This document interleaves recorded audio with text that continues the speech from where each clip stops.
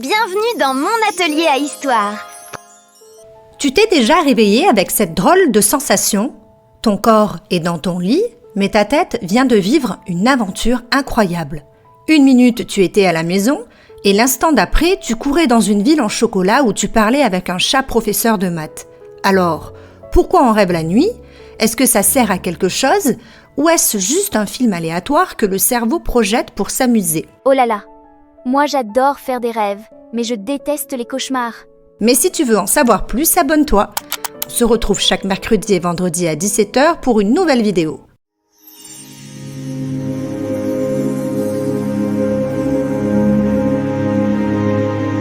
Pour comprendre, imagine ton cerveau comme un atelier qui ne ferme jamais. Le jour, il capte tout. Ce que tu vois, ce que tu entends, ce que tu apprends, mais aussi ce que tu ressens. Une joie, un stress, une petite déception, une fierté. La nuit, il change de mission. Donc quand je dors, mon cerveau travaille encore? Oui, il trie les souvenirs, il renforce ce qui compte et il met un peu d'ordre dans le bazar de la journée. C'est une des raisons pour lesquelles le sommeil aide autant à apprendre et pourquoi il est si important de dormir. Après une journée où on a découvert une règle, un nouveau mot ou une technique, le cerveau a besoin de ce temps de rangement pour transformer l'essai. Et les rêves font partie de ce grand système de sauvegarde et d'organisation. Maintenant, parlons du sommeil en lui-même. On ne dort pas d'un seul bloc. La nuit est faite de cycles, d'environ 1h30. Dans chaque cycle, il y a du sommeil léger, du sommeil profond et une phase très spéciale que nous appelons le sommeil paradoxal. Le corps est très détendu, mais le cerveau est très actif. Les yeux peuvent bouger sous les paupières et c'est souvent là que surgissent les rêves les plus vifs et les plus étranges. Donc ma version sirène qui fait du skate vient sûrement de là. Très probable. Pendant cette phase, le cerveau mélange des images de la journée avec des souvenirs plus anciens et il ajoute une dose d'imagination. Il assemble le tout comme un réalisateur un peu foufou. D'ailleurs, on ne fait pas un seul rêve par nuit. On peut en faire plusieurs parce qu'on traverse plusieurs cycles. Souvent, les rêves du début de nuit sont plus courts et parfois plus discrets. Vers la fin de la nuit, quand le sommeil paradoxal est plus long, les rêves peuvent devenir plus riches, plus scénarisés. C'est aussi pour ça qu'on se souvient plus facilement d'un rêve quand on se réveille le matin. Donc mon cerveau fait une petite série en plusieurs épisodes, ce qui explique beaucoup de choses. Oui, avec parfois des saisons très surprenantes. Mais pourquoi ça n'a pas toujours de logique? Parce que les zones du cerveau qui contrôlent l'esprit critique sont moins strictes pendant le rêve. Du coup, ton cerveau peut relier un contrôle de science, un dessin vu le matin et une chanson entendue dans la voiture, et en faire une histoire où tu voles au-dessus d'un volcan en chantant. Et si tu te demandes pourquoi on oublie souvent ses rêves, eh bien c'est normal. Ce souvenir d'un rêve dépend du moment où on se réveille et de ce qu'on a fait juste après.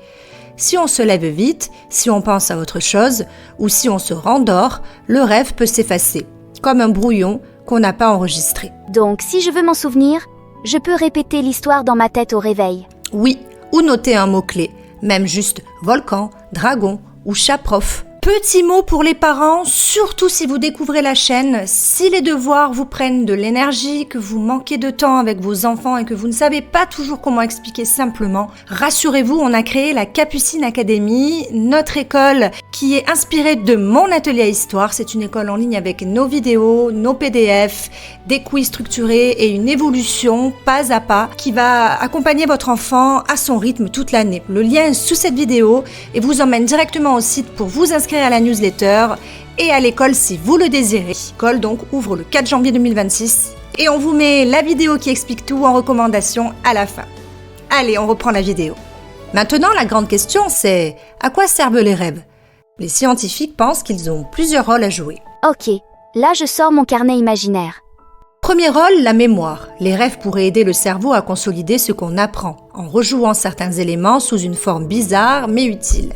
C'est comme si le cerveau revoyait des scènes pour décider ce qu'il garde et ce qu'il laisse partir. Ça veut dire qu'un rêve peut être un exercice déguisé.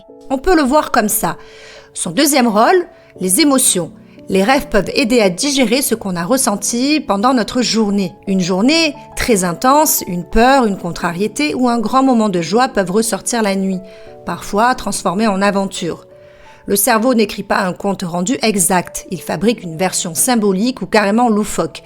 Mais l'objectif possible, c'est d'apaiser ou d'organiser l'émotion. Je vois, un rêve bizarre ne veut pas dire qu'il y a un problème. Non, souvent c'est juste un cerveau qui fait son tri. Troisième rôle, la créativité. Les rêves donnent au cerveau un espace où tout est permis. Il teste des combinaisons impossibles. Il invente des personnages improbables. Et parfois, ça donne des idées étonnantes. Comme un studio d'animation dans ma tête. Voilà, et c'est pour ça qu'on se réveille parfois avec une idée d'histoire, un dessin à faire ou une solution à un problème qu'on n'avait pas trouvé la veille. Par exemple, je te raconte une anecdote de ma vie. Une fois, j'avais 1000 choses à organiser et j'avais l'impression que ma tête était pleine de post-it qui se décrochaient. Une nuit, j'ai rêvé d'une grande bibliothèque où des livres volaient tout seuls, pour se classer par couleur et par thème. Au réveil, je n'avais pas une phrase magique, mais une sensation très claire. Je pouvais avancer par étapes sans tout porter en même temps. J'adore ce rêve. C'est beau et pratique. Et ça montre un point important. Un rêve peut nous laisser une émotion utile, et même s'il ne veut rien dire sur le moment de précis. Alors, Capucine, qu'est-ce que tu as appris aujourd'hui? Dis-nous. On a vu que on rêve parce que notre cerveau continue de travailler la nuit pour trier les informations de la journée. Il consolide la mémoire, il aide à ranger les émotions et il libère la créativité. On a vu aussi que la nuit est faite de cycles, d'environ 1h30, et que dans chaque cycle, il y a le sommeil léger, le sommeil profond et le sommeil paradoxal. C'est exactement ça. Et si un rêve est drôle, étrange ou un peu impressionnant, on peut se rappeler que le cerveau est en train de faire son travail d'atelier de nuit. Et vous, dites-nous, c'est quoi le rêve le plus drôle et le plus fou et le plus improbable que vous ayez fait récemment? Racontez-nous-le en commentaire. Si tu as aimé cette exploration du cerveau, je t'invite à aimer notre vidéo avec le petit pouce et bien évidemment, à t'abonner. J'ai hâte de ce soir, pour essayer de contrôler mes rêves. N'oublie pas de dire à tes parents qu'ils peuvent nous retrouver sur Facebook, Instagram et TikTok à Mon Atelier à Histoire. Chers parents, la première plateforme éducative inspirée de Mon Atelier à Histoire arrive le 5 janvier. Pour en savoir plus, regardez notre vidéo de présentation juste ici. Confiez-nous leur avenir scolaire, on s'occupe du reste.